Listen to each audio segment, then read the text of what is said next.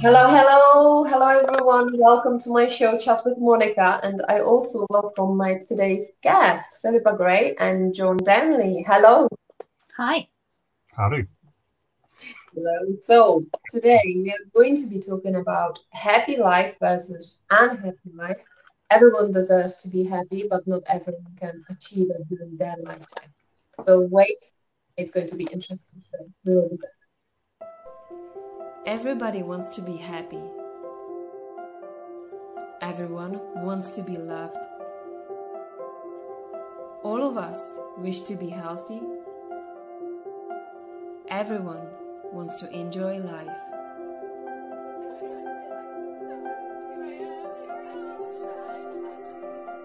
Art changes the world. It inspires people to stand up and speak up and support.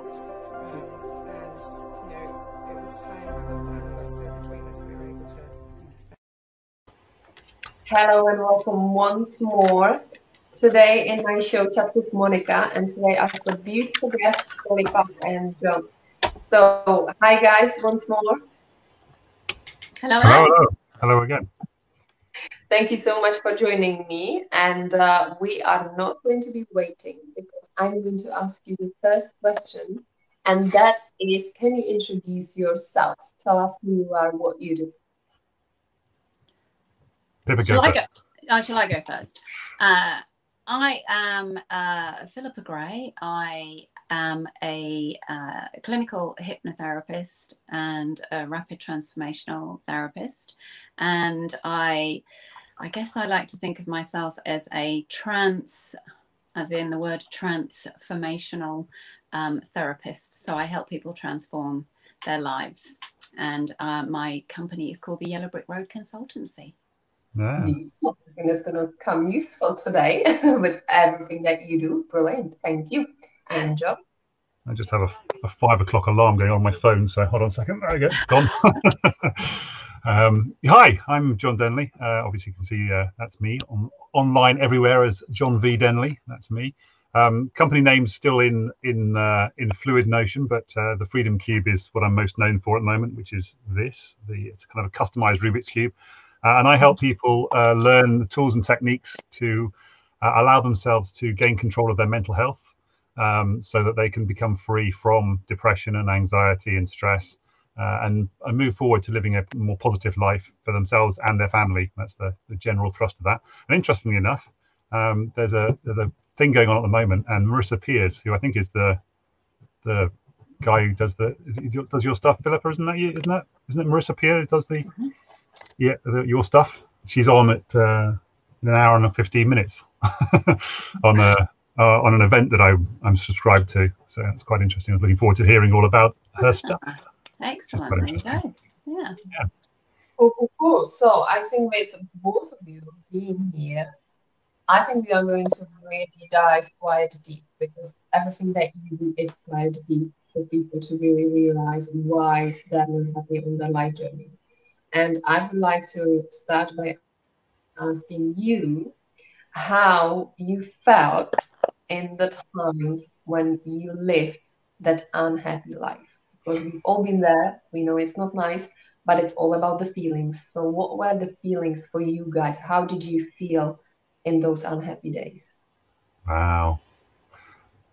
Well, for me, I felt really kind of lost, really. That's kind of the feeling I had, is I didn't really know the direction, didn't know who to turn to try and help feel better, I guess, and who I could confide in, and to a certain extent what was going on. I didn't understand what was happening inside my own head, and why I was struggling in those times. So I felt very lost and confused back in the days when I struggled. I also feel a little bit of loneliness there. Do you think that might be right? Oh yeah, I've spent most of my life feeling lonely. And even now I still feel quite lonely a lot of the time. And obviously, it's interesting actually, because a lot of people have said that they've started to feel lonely because of lockdown and so forth. And I probably felt the most connected I've ever felt during lockdown, because it's kind of it's the world that I'm kind of used to. So Yeah. for me, it's kind of normal to connect with people online rather than necessarily in person and so forth. So yeah, interesting times. Yeah. Mm-hmm. Yeah, I And what can about relate. you?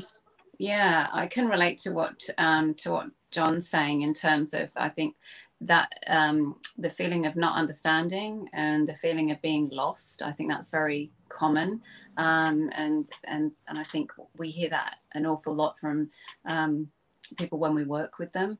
Essentially, it's that kind of commonality of I think the loneliness as well is something that's very prevalent in general, with that. It's almost goes hand in hand with that feeling of lost. And I think I know for myself, way back when, it was real desperation, I think, and wanting answers. I think a place of confusion and really wanting answers.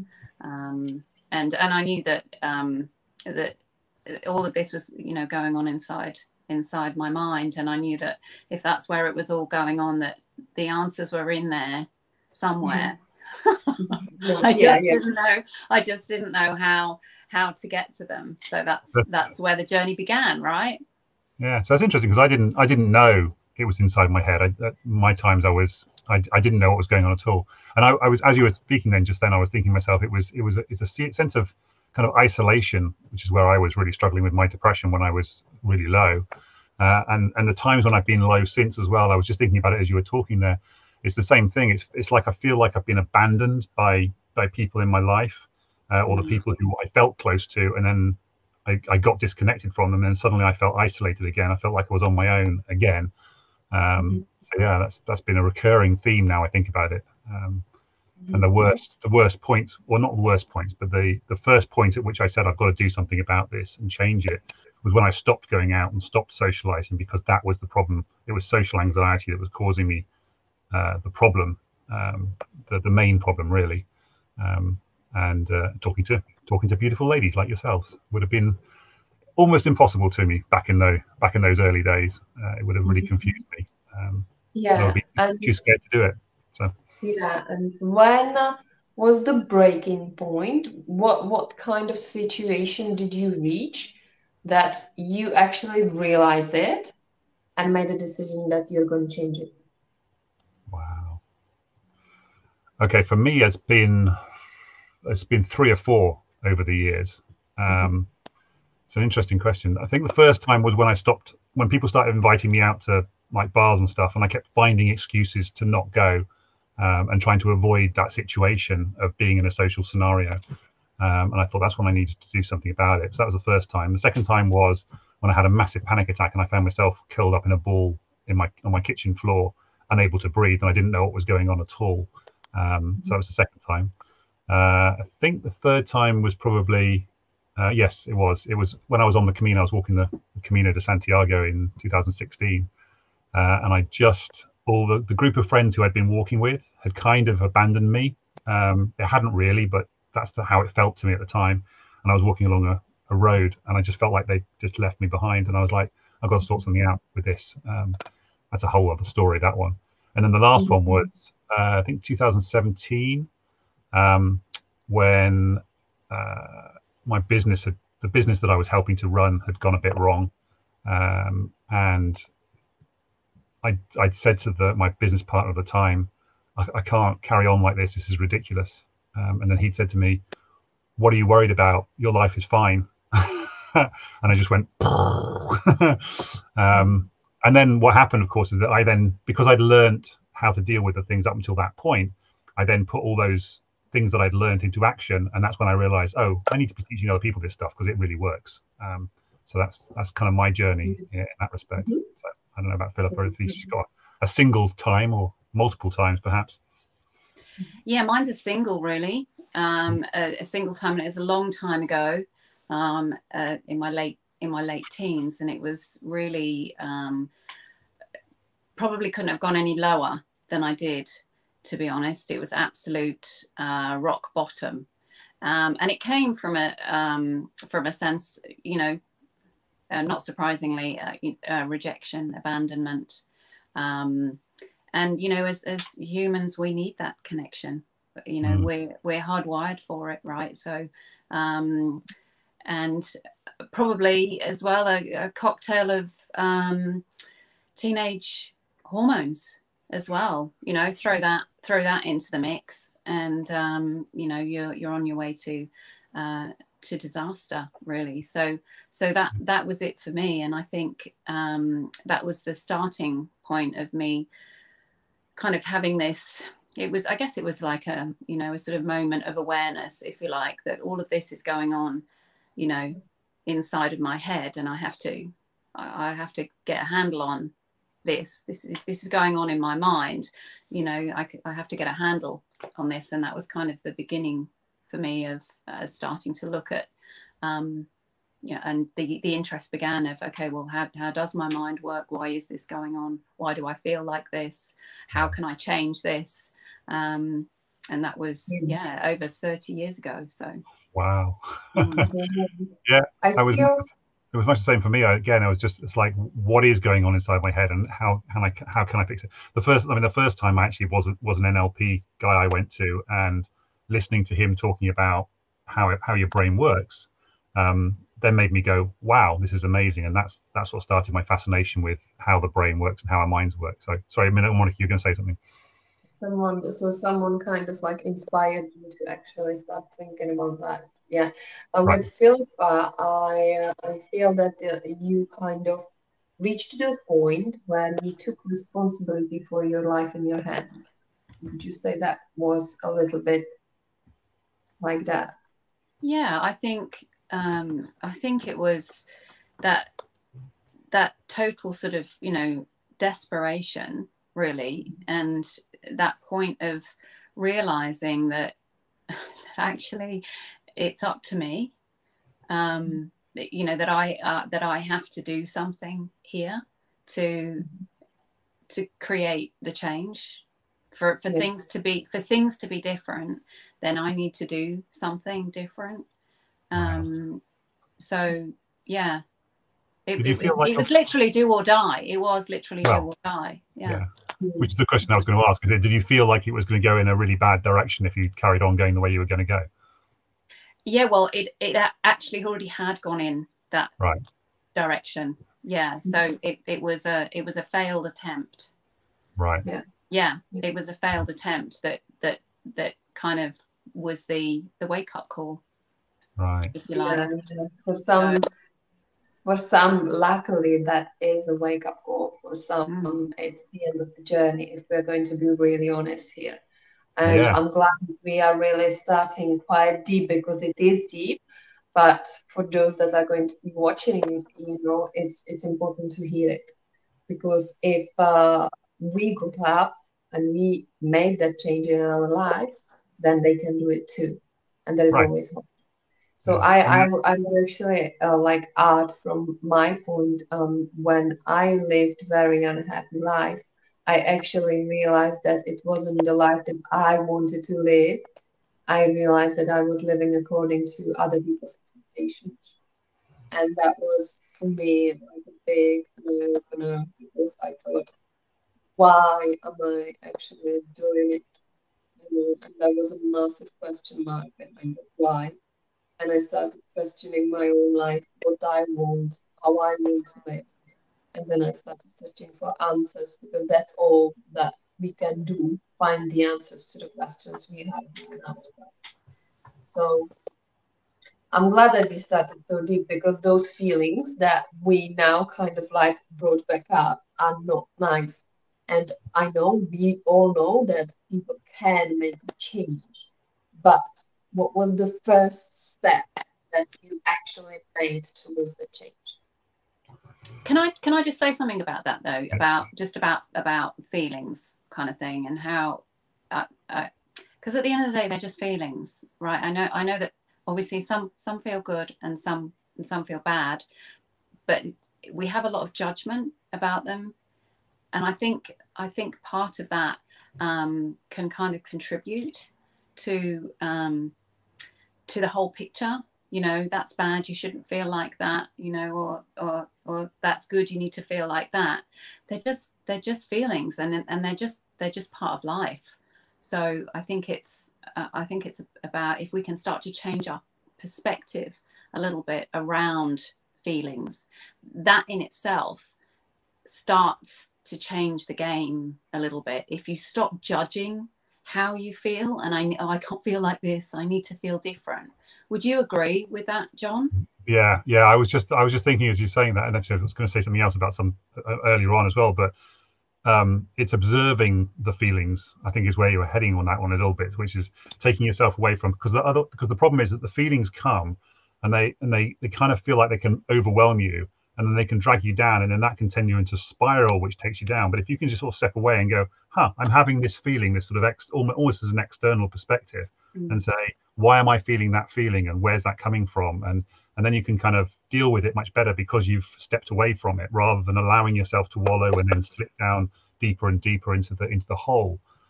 Because ultimately, as you kind of pointed out there, that decision to do something bad, suicidal potentially, I mean, let's talk about it, let's be blunt about it, is a long-term solution to a very short-term problem. And it's only a short-term issue that you've got, and if you could just see past that and see to the future where that problem, that feeling doesn't exist anymore, then it just goes away. And this was very stark. I kind of touched on this in my story earlier on, when I was on the Camino and I was walking along this dual carriageway, and there were these big trucks piling past me on this fast road, and all my friends had kind of wandered off, and I was feeling like rejected and isolated. And I remember thinking to myself, if I just stepped out in front of one of these trucks, it would all be over, and all these feelings would just go away. And I didn't do it. I stopped and paused for a second.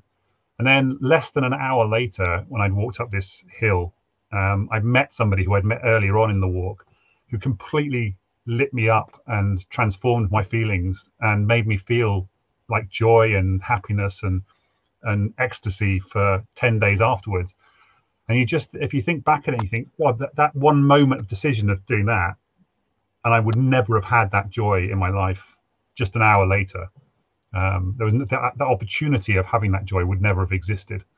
And I think we just need to sort of separate, as you say, separate ourselves slightly from the feelings and recognize it's only a temporary situation that we're in.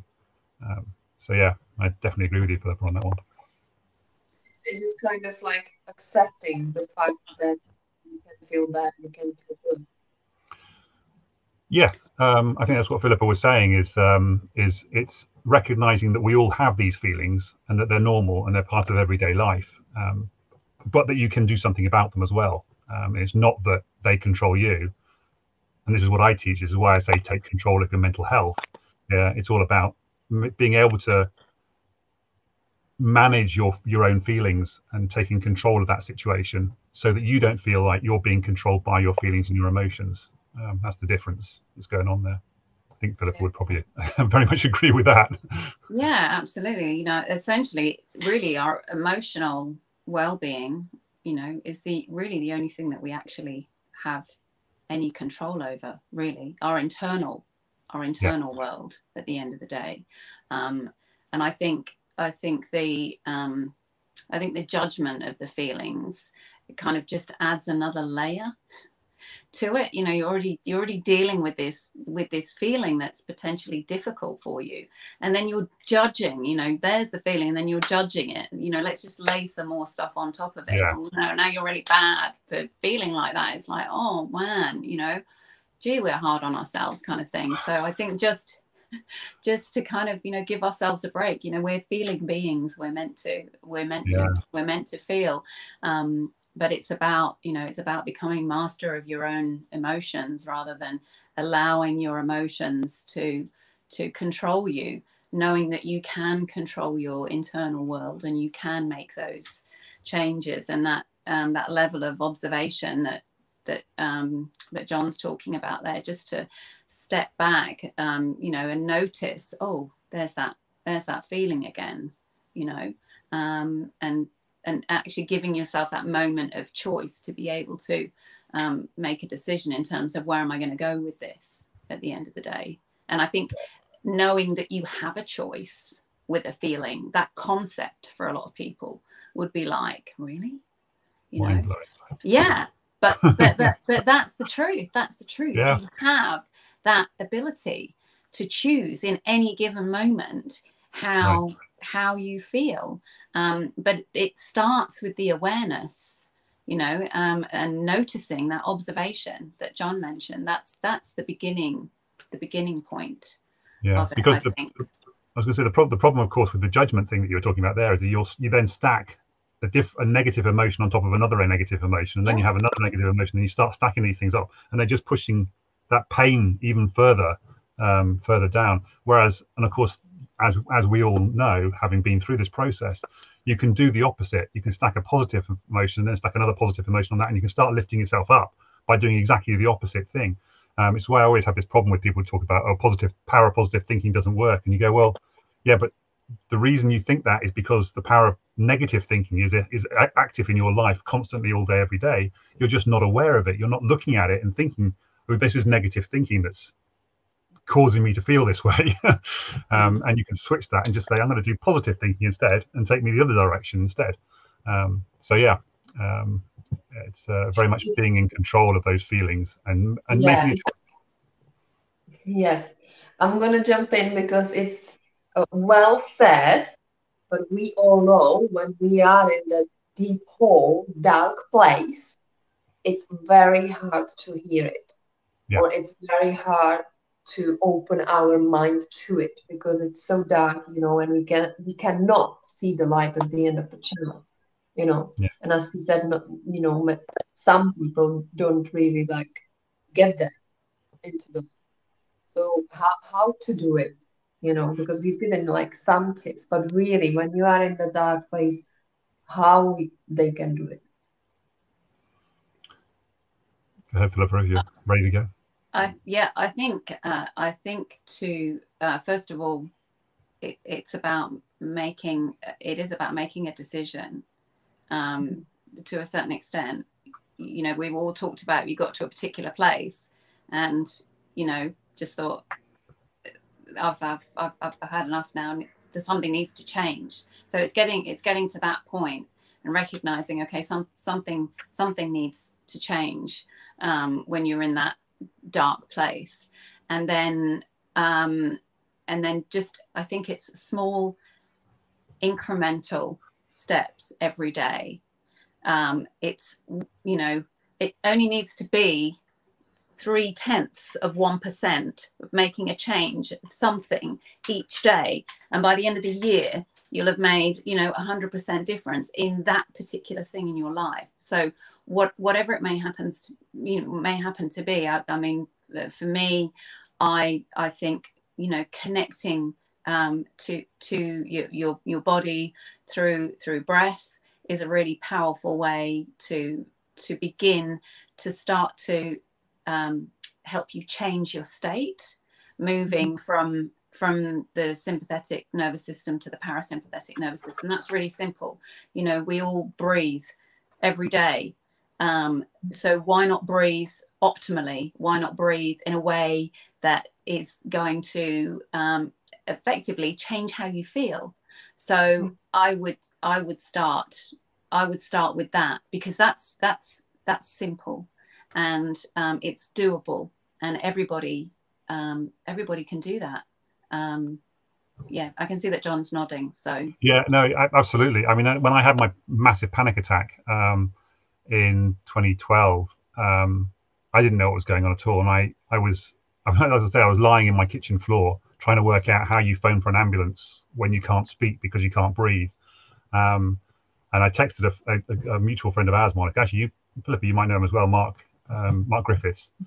And he texted me back saying, it sounds like you're having a panic attack. Just imagine you're breathing into a paper bag, because obviously that's the concept, is breathing into a paper bag. Just slow your breath down, try and take some deep breaths into your lungs. And of course, that's exactly the thing that got me back on track again, was just taking a nice deep breath into my lungs and going, oh, And then because what I was doing is I was shallow breathing the whole time, and of course what was happening there was I wasn't getting enough oxygen into my lungs, which was making me feel weak and like I was going to pass out. And I felt like I had that anxiety in your heart where it's just like going like crazy. And as soon as you did that breath work, taking a deep breath inside, everything just calmed down. Of course, I didn't know at the time that it was switching to the parasympathetic system. I didn't know that's what was going on. And of course, I've now looked into that so much more with things like Wim Hof and that kind of stuff. And you go, oh my God, this stuff really makes a difference, which is why on my lives every day, I do that little breathing exercise where we blow out candles. Talking about that, I do this thing, Philippa, you may not have seen this on my daily lives, because I say every day is your birthday if you choose to celebrate life every day. That's kind of my thing. And so I pretend to wish everybody a happy birthday in that one day, and I say, well, what's the one thing, and talking about tiny little wins as well, which also comes into it. It's like I always say, just find yourself one thing that you know that you're going to be able to achieve, and then just do that, and then prove to yourself that you can do that one thing. And then that gives you gives you a slight bit of self-confidence. You trust yourself that you say I'm going to do this thing, and then I've done this thing, and I've proved to myself that I can do this thing, which is why it needs to be something that you know you can achieve, rather than something too big that's going to stretch you too far, especially when you're in that dark place. And so I did this thing where I say, blow out the one candle and think about what is the one thing you're going to do. It kind of clears your lungs out a little bit there. And then I say, just breathe in for 5 through your nose, and then hold it, and then light the candles on your cake. Put his hand on your heart, and then blow out the candles on your cake. Wish yourself a happy birthday. And it's a very simple kind of concept, but it's doing exactly what Philippa was saying. You're in a panic state, and you're thinking, I can't think straight. And as soon as you start doing all this stuff and you're taking yourself out of your head and looking at your hand, you're moving your hand to your heart, you're bringing your thought to your heart, and then you're looking at this hand and you're putting your fingers up and you're counting this. It's all taking everything out of your head and taking it externally. And obviously breathing helps as well for the same thing, for exactly the same reason. So, and that allows you to then start being able to think more clearly and then make better choices going forward, which is what I did on the Camino as well. The same thing. I sat down, took some deep breaths, thought about what the hell's going on, and that's when I started to clear my thoughts and think more clearly again. So it's almost like confusing yourself, I would say, from that state of mind where you feel depressed, you feel anxiety, but focusing on something else that's actually helping you. Yeah, for sure. And I think too, as well, just to add to what John was saying, when you do create those small wins every day, I would say, celebrate that. Yes. As well. When you've achieved something, and you've ticked it off your list or whatever it is that it could be something as simple as getting your shoes on and going out for a walk, depending on, where that person is within their personal journey. For somebody else, it might be something, much bigger than that. It doesn't matter what it is, whatever the achievement is, then celebrate it,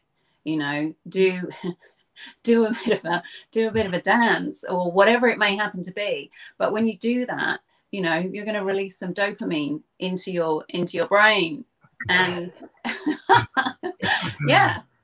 So yeah, I call it the dopamine dance.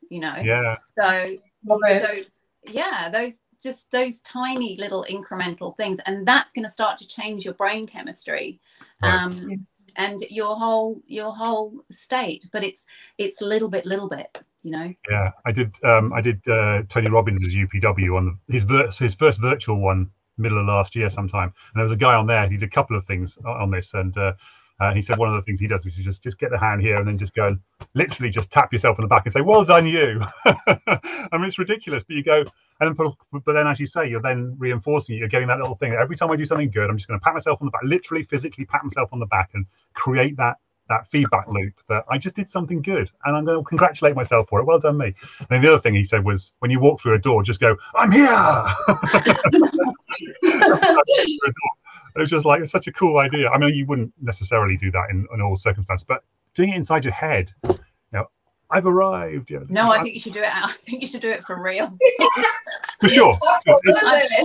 John, I might start doing that now. and anyone who knows me probably knows that I actually will as well. I'm actually known for doing I do the you know, I say, okay, just stare at the palm of your hand. Okay, just keep staring at it now. Bring it over your shoulder, you know, and yes, because nice. now, you know, pat yourself on the back. And everyone, and I'm kind of known for that. So yeah, I'm all for it. I'm like self-praise, you know. Yeah. There's a bit of havening there going on there. Yeah, well, it is, isn't it? That's what it is. That's actually what it is. Yeah. It is. I think we should have. I think we should have all come in and say, "Oh, we're here." I do often say, relax, John, now you're fine. Exactly. Yeah. The other thing, Brendan Bouchard did the same thing. He said similar sort of thing. He said every time he goes through a door frame, he thinks to himself, "What's my intention on entering this room? What's my positive intention on hitting when I go into this next room?" And he just had this kind of trigger in his mind that every time he goes through a door frame, he thinks these things. And these are all the same. Again, I'm sure Philippa talks these things as well. It's a similar sort of thing to me. It's like when I'm talking to my clients, I'll do things like the gratitude exercise is a weird one for a lot of people. They say, "Oh, I'm not really grateful for anything," and then you go, "Well, you are, but you're not seeing it really properly." And so I'll say to people, for example, when you get out of the shower in the morning and you're drying yourself off, you can, as you're drying your arm, you can say, "Thank you, arm, for allowing me to write. Thank you for allowing me to lift my shopping bags," you know, that kind of thing. And actually, who's the girl who does the minimalist cleaning thing? Marie Kondo. Yes, Marie Kondo. So I heard something really cool from her once. She said, when you come back into the house after you've been out and you take your shoes off, thank your shoes for keeping your feet safe while you've been out. And I was like, that's so cool. So you find all these little things you can say, just thank me for, you know, thank you for the water for keeping me hydrated. Yeah, absolutely. There you go. Suddenly I've got gratitude for something, and it's really simple. Thank you is a very powerful word. I think if people have space to think, then they don't really find space to think about anything else than the beautiful life we have, everything we have. You know, it's hard, of course, when the place is dark. But again, you know, it starts with us, as you said, arm. You know, I have 2 arms, you know, that can do so much. I have 2 legs that can carry me everywhere, you know. And everything that starts here is like one massive gratitude, you know, bag of full gratitude, you know. And I really believe that if people start focusing on those important things, then there is no time or space to focus on the bad things. And I remember for me, it was really hard to like even look, you know, close what was going on around and how to get out of it. But again, you were talking about the panic attack, and that's what actually happened to me. And that was a wake-up call. That was kind of like that alarm that went, hey, if you don't change something, then it's not going to go well. Yeah, absolutely. Just looking up statistics, because I heard something from a YouTuber guy called Sadhguru. You may have seen him. He's an Indian guy, always sitting, his legs crossed with a big beard and everything on it. And he was saying, okay.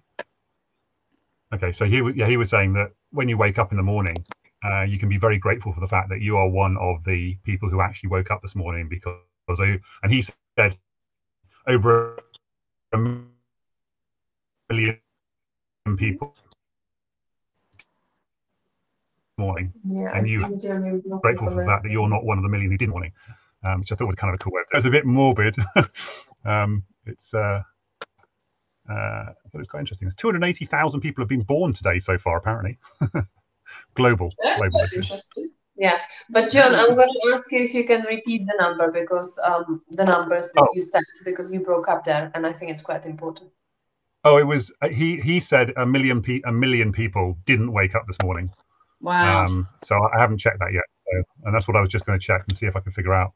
I think it's all comes to the basic that, you know, just be grateful for life. Yeah. Because you love it. Yeah. I mean, it doesn't really matter how many there were that died overnight and didn't wake up this morning, because there will be some, and you're not one of them, whoever they are. Even if it was 20, you're still not one of the 20 that woke up this morning. They didn't wake up this morning. Yeah.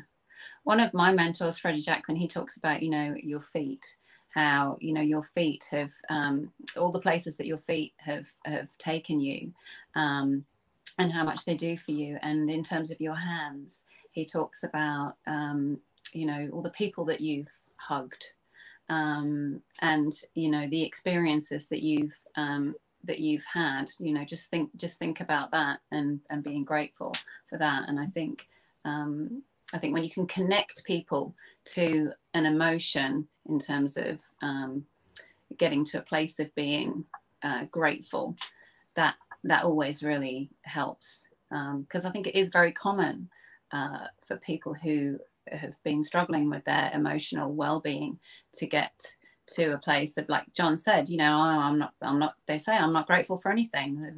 I've got nothing to be grateful for. But then you can connect them to that, you know. So you know, your hands can, you know, wrap around your children, and you know, love your children, and, you know, touch the face of the one that you love, and all that kind of stuff. Then it gives it different meaning. Yeah. And again, depending on who you're talking to, you know, you've got a device in your hand right now, which is allowing you to watch me right now as I'm talking, for whatever, and in whatever way you're doing that, and you've got electricity that's allowed that to happen, and that signal is going to the satellites in space that's coming back down to Earth. And it's like all that technology exists so that you can be watching me right now. That's amazing. That's a beautiful world that's created all that, and humans have created that. Wow, what a fantastic place.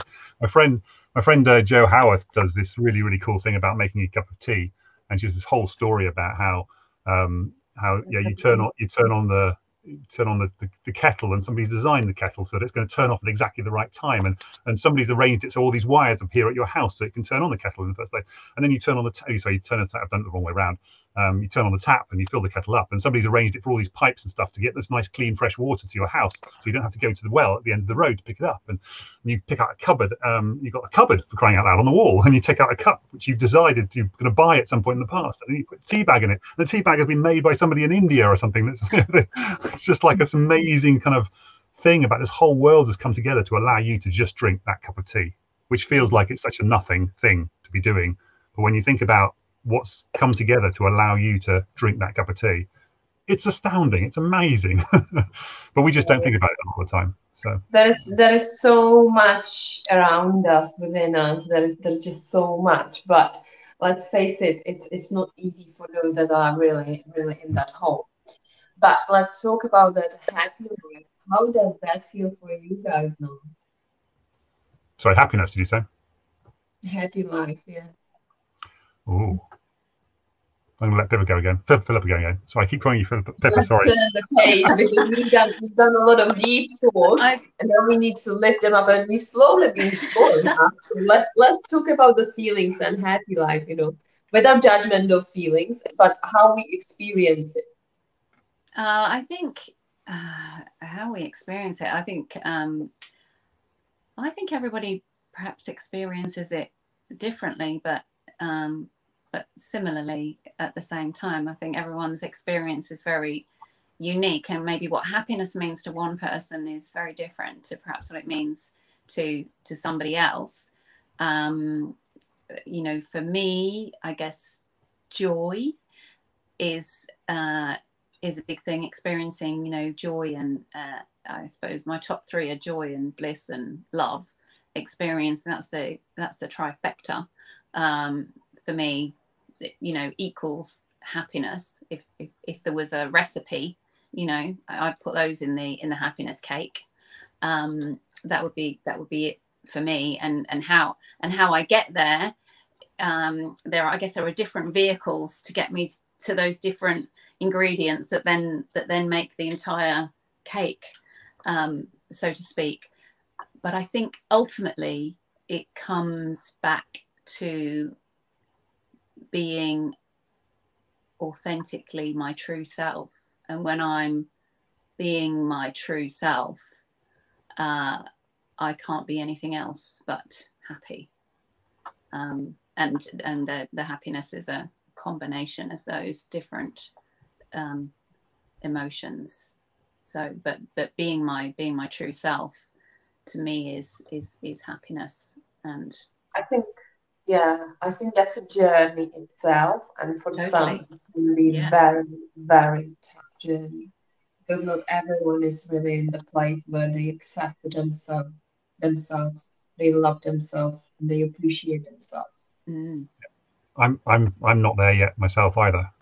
So I'm still on that journey of trying to figure all that stuff out. I mean, because when you were starting to say, so what does happiness feel like to you? And I'm like, I have waves of it every so often, but there's big chunks of my life where I don't feel that I'm successful or happy or satisfied with my life as it is at the moment. But even on those times, and this is exactly why I teach what I kind of teach now, which is even when I'm feeling those life isn't going as well as it should do right now moments, I know that I can choose to feel however I feel in any one moment, and so I can switch it whenever I want, and I can do something that can allow me to feel that joy and that happiness that Philippa was talking about just then. You can listen to a bit of music, for example, and it can make you feel great. You can talk to a friend, and that can make you feel great. You could watch a TV show, for example, and that can make you feel great in the moment, of course.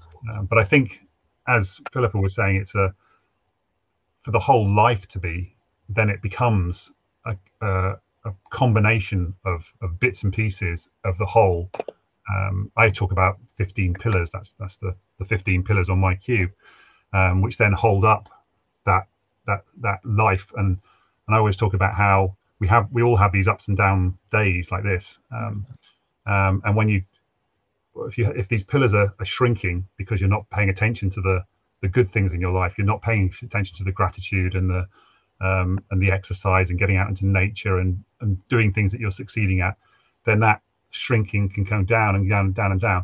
But if you can start building these things back up again, hang out with better friends, for example, and eat better food and do more exercise and do more fun things in your life, then you can start raising that bar, and then it becomes something. Again, it's another one. Tony Robbins. This is from years ago. Tony Robbins said this. He said, if you're so let's like put your hand here about what's your average level of happiness right now, and we all kind of went, well, I don't really understand what you're saying here right now. And he said, okay, now raise your hand up about as high as it can go. Imagine if that was your average level of happiness right now. And it's like, oh, okay.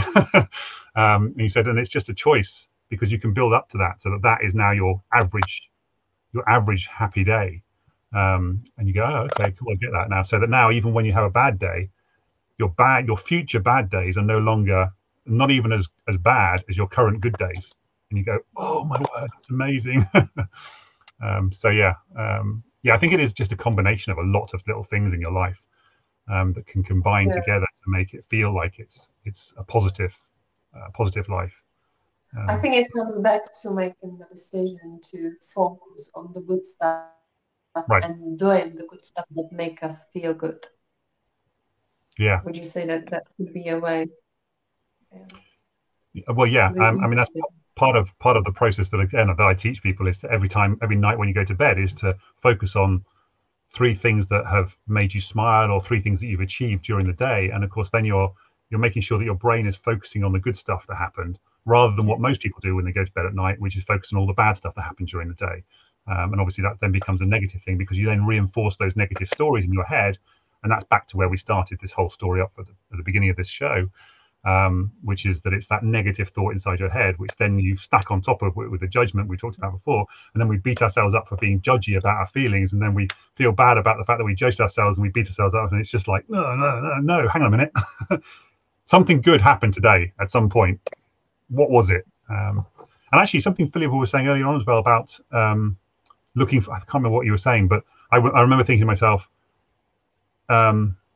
you can look for proof that your negative thinking isn't true, because a lot of people will say, oh, this always happens to me. And if you can ask them the question, really always? Has it ever not happened to you? Or one of the things I always use to people is people who do a raffle, and they say, oh, I never win anything.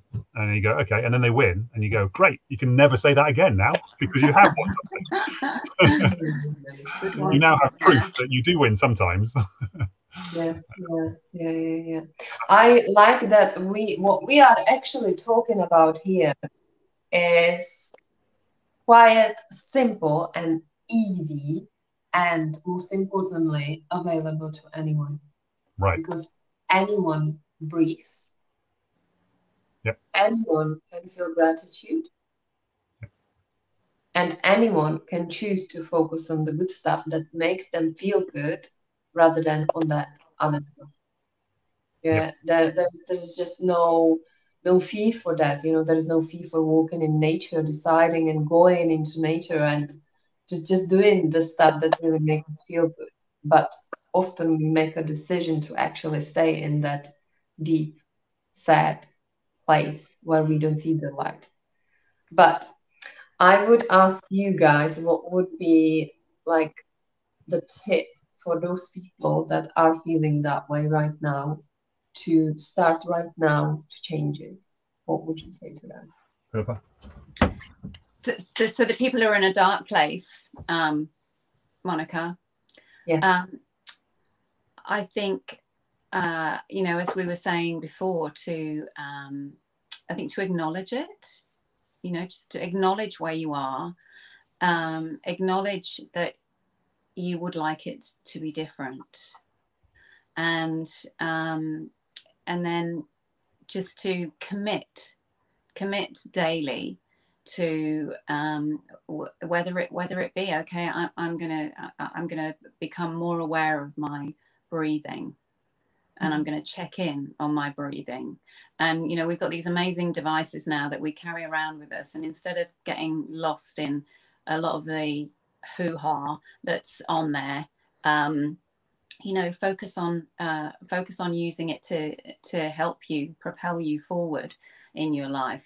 Set little reminders, and every time that reminder goes off, that you check in with how you're breathing and what am I thinking, just to start to raise a level of awareness within yourself, so that you start to get command over your emotional life at the end of the day. I would say that will be the starting point. We've got like 70 to 90,000 thoughts going on in here. Most of them we're not aware of. Thank God. Imagine we'd all be maniacs if we did.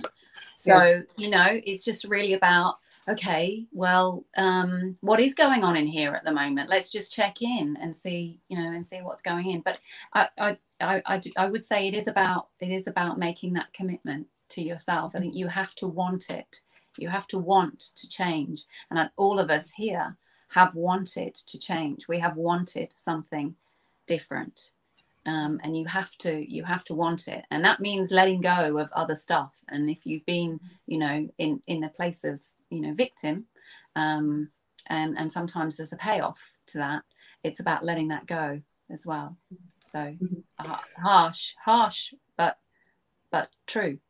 Yeah, often, if I can jump in, I would like to mention that often when we are in that place, and it's hard to actually admit that I have a problem. It's really tough to face all the fears, and really look into the mirror and say, I am unhappy, And often we wait for someone, for some help from the outside world to come along. What would you say to that? That's true. That is true. I'm not It's sure. because it's always easier to look out than look within. Look in. Well, I again, this comes back to my own personal journey, which I'm still on. I still struggle with that loving myself thing, and I still look for external validation for it. And when I don't get that, it does make me feel bad. And so I'm still wrestling with that whole concept and process. I'm trying to remember whether Marissa actually does that. Is she the one that does the mirror thing? Is that her that does that? Or Right, somebody mirror, else? yeah. Yeah, look in the mirror and say, I love you, or whatever it is. Yeah,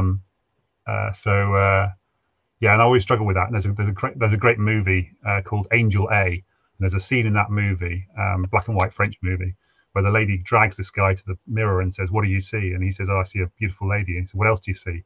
I see a guy who's kind of broken. And he says, yeah, but what about him that's positive, and so forth. And so he gets him to say all the positive things. And then she gets him to say to her, I love you. And then she says, now look at yourself and say, I love you. And he can't do it. and it's really hard. And eventually she gets him to do it, and it's like really this emotional moment. It's a beautiful, beautiful scene in the movie. But yeah, that's really hard for a lot of people to look themselves in the eye in the mirror and say, "I love you." And that's the one person in the world who you should be able to love, and you can love, you can choose to love, and who is always going to be there for you. That's the other thing, is those other external people who you're looking to for validation, they won't necessarily always be there, but you will always be there for yourself. So you need to love yourself properly and learn that process. So yeah, I don't know if that answered the question or not, but that's my own personal journey I'm still going through at the moment. Yeah. And what about you, Philippa? I don't think it's necessarily as well that, you know, that's not going to happen overnight, is it? I mean, it's a real journey, right? Yeah. To get to that place. It's yeah, it's a long road, but I think just, you know, doing something incrementally every day, even if I mean, for some people, they don't even want to look at themselves in the mirror. I mean, like really look, you know, as in look in your own eyes. It just start there, just start. And I would say when you do that, you know, if this is a road that you want to go down, to maybe recognize and see the younger you, that's a good place to start, because most of us would actually have compassion for ourselves when we were a little person, you know. So think about yourself. Most of us have got photographs of ourselves when we were little, you know. Look at those photographs and have compassion, and think about that younger you, and just, you know, perhaps see that when you look in the mirror. That's a good place to start, to begin to feel more compassionate and kinder to yourself. And think, you know, if your best friend turned up on the doorstep, you know, looking like hell, you know, hair's disheveled, looks a right mess, you know, mascara's down the face and all the rest of it, there's no way, you know, as a best friend to somebody, you'd open the door and go, "Oh my God, you know, look at the state of you. You look like hell. I can't believe you've left the house like that." Yeah. But how often do people say that to themselves? Yeah. You know, so I think it's about talking more in a way where, you know, being your own best friend. And that is something that Marissa does talk about, John. She talks about being your own best friend. I think the mirror work originally is Louise Hay, but Marissa likes to write on the mirror, you know, I am enough. Yeah.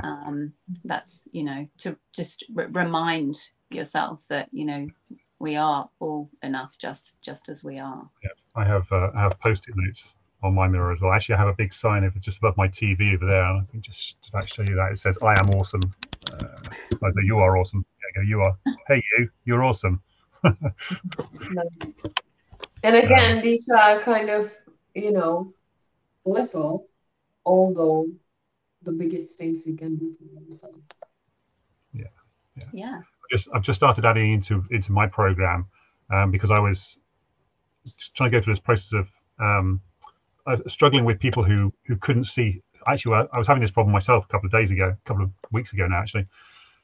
As I went to bed at night, and I was trying to write down the positive things that happened during the day, and I couldn't remember them. And I was thinking, God, what actually happened? And then I fell asleep. And then I wake up the next morning thinking, oh yeah, I didn't write down the positive things from yesterday. And then I couldn't remember the things from yesterday. I thought, crikey, that's really annoying that I can't do that.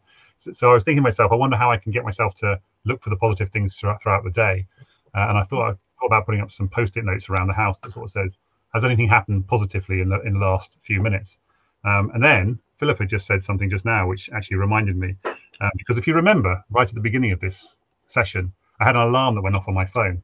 And that alarm on my phone was my 7 o'clock, my 5 o'clock rather, my 5 o'clock alarm that says, drink and breathe. And how beautiful was that? Such a perfect kind of thing. And I have that goes off every hour. So drink some water, stretch, focus and breathe is what comes up every hour on here. And I just need to add into that, has anything good happened in the last hour?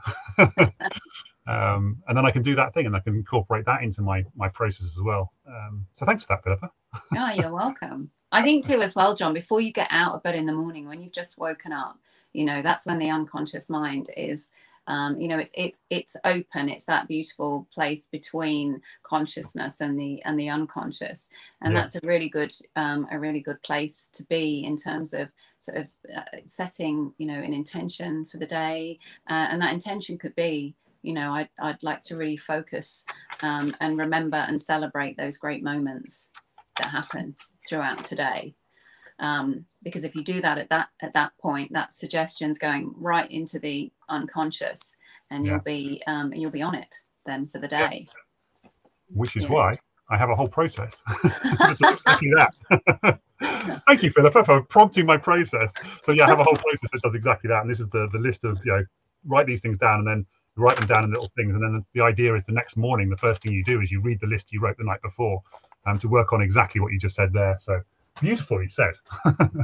Yeah, it's brilliant. And there are many simple tactics that people can really use to make themselves feel better and to really leave that dark place and move into the lighter one, you know. But it is a journey. It's definitely a journey. So I would like to ask each one of you, what have been the biggest lesson of your life from learning lesson, you know, from that time when you were unhappy until now? Like, what was the sort of like an eye-opening lesson in your life? John, I'll let you go. I need to think. Yeah. I was just thinking the same thing. I was thinking, oh my gosh, that's a huge question, isn't it? I think it's really okay. I'll let you think, and I'll say what it please was for me. So for me, it was really the realization that the only person I can change is me. Because I was, although I knew, deep down, I knew I had to do something with my life, I was trying to fix other people's lives. And I saw everything that they were doing wrong. And when I realized, actually, which was after that panic attack, that the only person in the whole world during my life journey that I can change is me, that was a massive achievement for me. And that's when things started to change and shift for me. Yeah, I think it'll probably be similar. It will probably be similar for me. Just going back to the, you know, the beginning of the conversation when you were asking us, then, you know, that me realizing that what was going on in my own mind was what was creating the problem, and that was the pivotal the pivotal moment for me, I guess, of change. And along the way there's been, you know, I guess there's been lots of different kind of epiphany moments here and there, and then when you just start to notice more of the synchronicities in life, and in terms of happiness, losing the idea that I'll be happy when, I think that's a game changer. If you can lose the idea of I'll be happy when, and just be here now, that changes everything. So yeah, I would say. Yeah, that's a big one. Yeah, I've talked about this a few times in my lives in the past, which is being inside your head and then feeling. And in fact, I did this with Monica saw this when I did my cube. I did this whole thing with a cube where it's nice and neat and tidy, and we mess it all up. And then we kind of look at it and go, I wish I hadn't messed it all up in the first place. So that's kind of looking at the past and thinking, oh, I wish all this stuff hadn't happened. And then you kind of project all that stuff forward into the future, and you say, I'm too scared to make any more changes in the future. And then you get that sort of anxiety and depression. You get sort of stuck in the middle. But what I hadn't really thought about till just now was that when you start focusing on the now, on the present, it is a present, you know, that kind of thing. You take away the pains of the past and the future, and then you're only just focusing on the right now, which is really interesting. I hadn't properly thought about that too much. And then even taking what Monica was saying then as well about that you have the choice. And I think that's probably the thing that's for me is the biggest leap forward as well, really, was recognizing that I had the power to change. I just had to choose to take control of that power, rather than letting the emotions control me and let other people control me. Because actually, it's interesting, because now I think about it, all of the reasons why I was struggling with social anxiety was because I was looking at validation from other people. I was looking to try and not so much impress other people, but get other people to like me. And then if they didn't like me, then I took that personally. And that's what created the depression out of that scenario. So the fact that I have control over my own thoughts and my emotions is probably the most critical part of that whole process, I think. So yeah, brilliant, perfect. I think it's been quiet. Philippa, is it clear now? I think it's been quite interesting, and I think everything we shared is exactly what people need to hear, because it's the truth. It's what we experience. It is what we know works when you apply it into practice. So, for the last question, I'd like to ask each one of you to say that one thing you want people to really remember from today. wow. I think I'm not going to steal Philippa, because I think I know what Philippa's is, but you can come back to me afterwards if you want, because I'll give two. I know it's difficult because we said so much, but I think, let's get their attention before we say goodbye. That one thing. Okay, well, mine is, and this is kind of, I guess, the core of what I'm passionate about and what I do and who I am, is, I would say, that there is, and I know that I've said this to you before, Monica, but there is a 1 in 400 trillion chance of you being alive. And therefore, you are absolutely meant to be here. You are a unique, incredible creation. And just that on its own means that there is purpose and meaning for your being. And so your life is valuable and important, and you're meant to be here and live it to your fullest potential. That's a good one. I'm going to add to that slightly, not from my one thing to take away, but just to say, and you've survived everything up till now. So, so pat yourself on your back for having survived everything up till now. So well done, you, whoever's watching this, and the two of you, of course, as well. I actually thought you were going to talk about the breath work, so I was going to take away two things, so practical things that people can do, because obviously it is a choice. So you can choose to take those deep breaths, and do that breath work every hour, so that you gain control of those thoughts, and then focus on the good stuff. So I would probably combine those two things and just say, and take what Philippa said there. So set yourself an alarm on your phone, go off every hour, and every hour just take a couple of deep breaths and think about what good stuff has happened in the last hour, and just incorporate that into your daily life. So whilst it's more than one thing, it's kind of is just the one thing. It's set the alarm, and then set the alarm to say, breathe and think about the good stuff that's just happened or may have happened, anything positive that's happened in the last hour, and just do that on a regular basis. And that'll start to shift your focus from negativity to positivity, and start you on the journey of taking back control of your mental health. Lord, amen to those words, guys. Seriously, I have to say I had really goosebumps like all the way through our chat, which is always a good sign. Cool. And I thank you from the bottom of my heart for everything you shared with us today, because it was absolutely brilliant. So thank you, thank you, thank you. Brilliant. Thanks, Monica. Thanks for having me. Yeah. Thanks, Monica, as well. And thank you, Philippa, for a very interesting and good conversation. Love you to think the same way and feel the same way about things as well. It's fantastic. Kindred spirits. Absolutely. So yes, thank you once more, and thank you for everyone who watched. If you have any questions, please comment, we will be happy to answer it. And I thank my guests once more, because it was absolutely brilliant. Thank you, thank you, thank you. And we will catch up again soon. So take care for now. Have a nice evening, everyone, and be grateful when you have a cup of tea. Yeah.